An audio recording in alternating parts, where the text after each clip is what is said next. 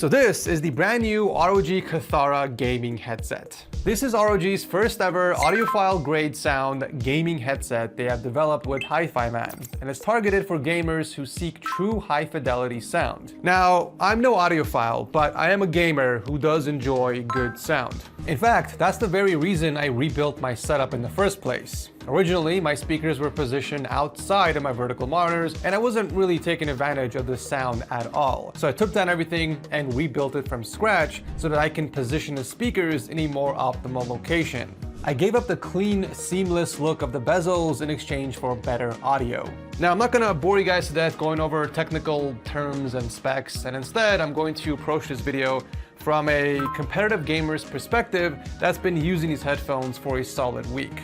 It's no secret by now that I play the finals. In fact, I have over 1,500 hours in the game, and I recently hit platinum in ranked with the goal of hitting diamond before the season ends. By the way, quick side note, we are looking for a third to join our ranked games, so if you're cracked at the finals and you want to rank up to diamond with us, find me on our Discord server. But anyways, I've been using the Audio-Technica M50Xs for the past 2 years, so I'll be comparing the ROG Kithara to these. I know it's not exactly an apples to apples comparison because the Kitharas are open back headphones as opposed to the M50Xs, which are closed back, but I mean, these are the only headphones I've owned for like the past 3 years, so we're just gonna go with it. But let's go ahead and kick it off with the unboxing, and per usual, you get the full ROG experience with a premium box.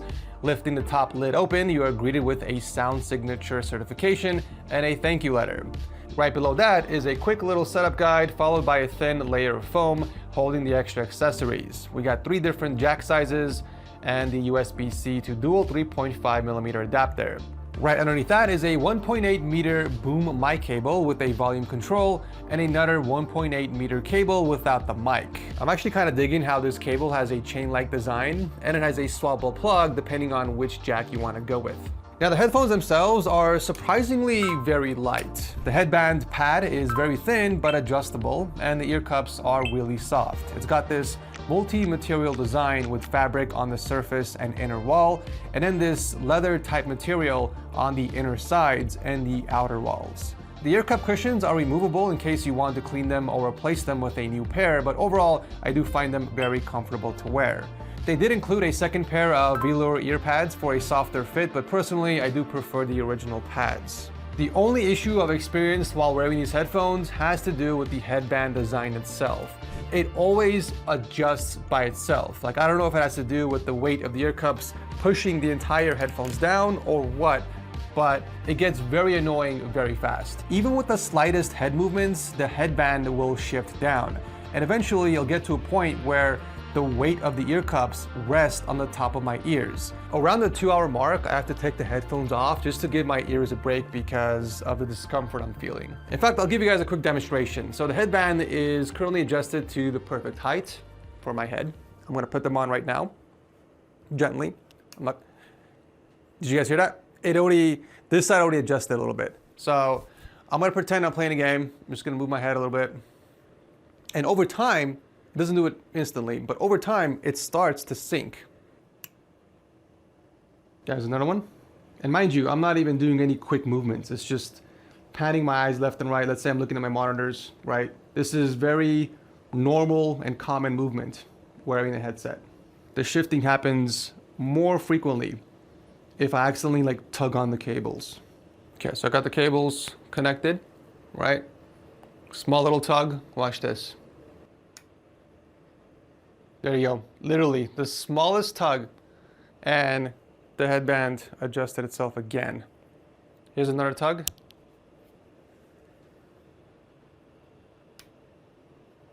It's very, very loose. I don't know if these headphones are designed that way, but I do wish that this sliding mechanism is less forgiving and a little bit more tight.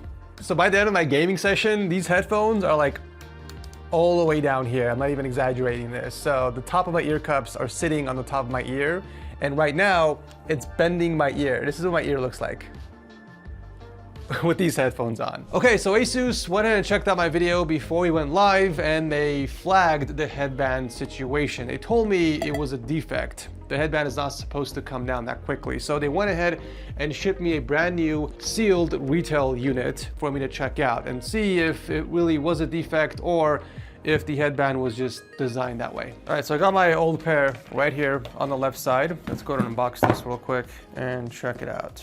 See, I knew there was something up with the headphones. I'm like, there's no way ROG designed it this way. It made no sense. Okay, took a while on that one, but we're finally inside. Got the accessories, and here is the headphone itself. I will plug in the cable though, so we can tug on it. Okay, here we go. I'm actually gonna bring this all the way down. Oh, wow, I can already feel the friction on that. Oh yeah, huge difference. You could even hear it too, like the clicks are more audible compared to before. It was so subtle. So yeah, I can already tell, like even the clamp, something about these headphones are different. This just feels loosey-goosey, whereas this one is nice and tight. Like I feel a difference in the headband itself. I'm tugging on it, nothing. You can see the force.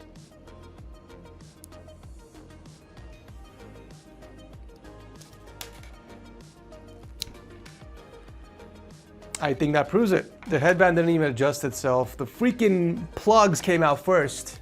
You would have to actually adjust this with your hand. So just in comparison, here's the old ones. See how easily it goes down? Yeah, it appears that I got a defective unit. Anyways, carry on with the video. But aside from the headband situation, the ear cups themselves are super comfortable, way more comfortable than my M50Xs. Like I could probably do an hour, maybe an hour and a half most with these on.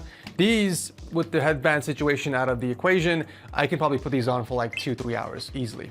Another big change coming from my M50Xs was getting used to hearing more sound around me. Because these are open back headphones, I was able to hear more of everything around me. You know, the clicks on the keyboard, my daughter's crying in the other room, notifications from my phone. I mean, it was both a good thing and a bad thing. On one end, I prefer absolute silence when I'm locked in a ranked match. Like I don't want to hear any outside noises interfering with me, potentially affecting my concentration. So the fact that I'm able to hear extra sounds in addition to the in-game sounds was something I had to get used to. But on the positive side, I can hear my wife calling me when she needs me for something urgently. Like before, she would come into my office and physically get my attention because I can't hear any notifications from my phone. But now I'm just more aware of everything that goes on in the house. But unlike other open back headphones I've used in the past, the sound leakage on these isn't that noticeable. So I'm gonna start with Spotify at max volume.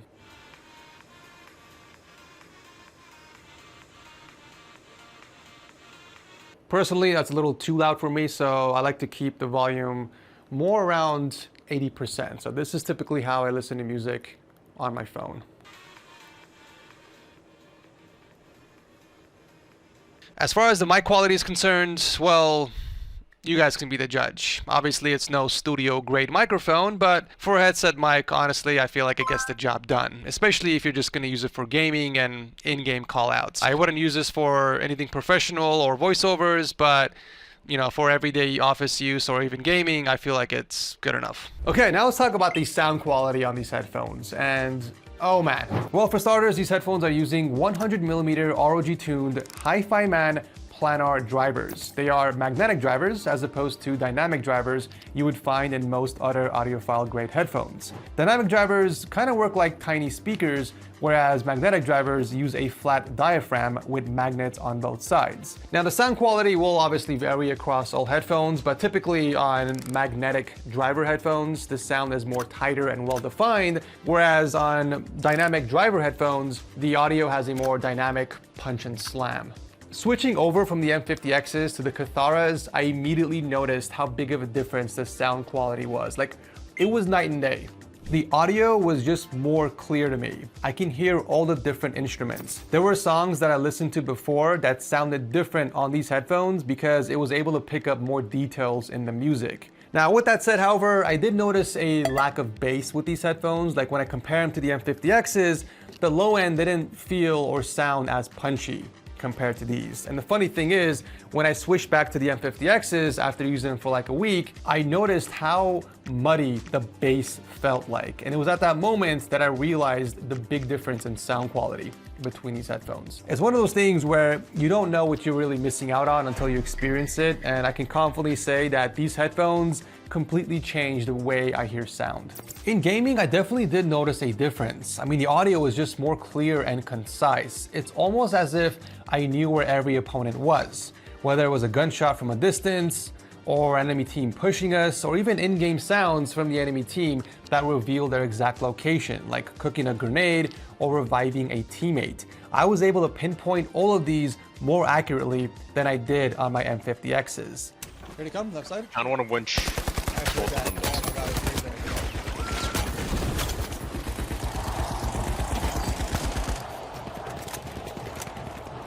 Oh no. Nice.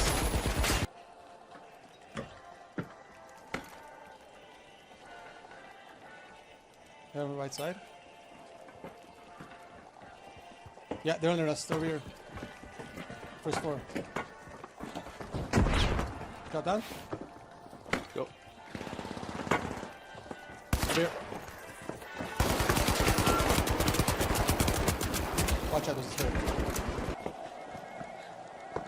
Those are coming from that end. You can hear from that far? Yeah, it's like the most faint noises, like explosions. There it is, yep, there it is. You're on the roof. On the left. Oh my days!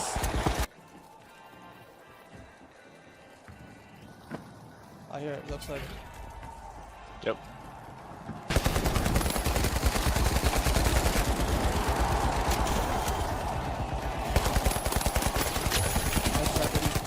If I had to use an analogy to simplify it, I would say the M50Xs are using 2D sound and the Kitharas were using 3D sound. Honestly, I really enjoyed my time with these headphones the past week. I just wish the headband would stop adjusting itself so I can wear it for more than an hour. But when I compare it to the M50Xs, these are a huge upgrade. Like, it's such a big upgrade that I'm willing to look past the headband adjustment just so I can wear them for my gaming sessions. They are that good. But I hope that Asus has a fix to these. Maybe these are defective and they can send me a new pair. But yeah, I mean, these are that good. The ROG Kitharas will retail for $359, which kind of puts it right next to the other audiophile grade headphones. And if you got the money and you enjoy good sound, this is a good pickup. I'll drop a link to the headphones down below if you guys want to check it out. Thanks for watching as always, and I'll see you in the next one.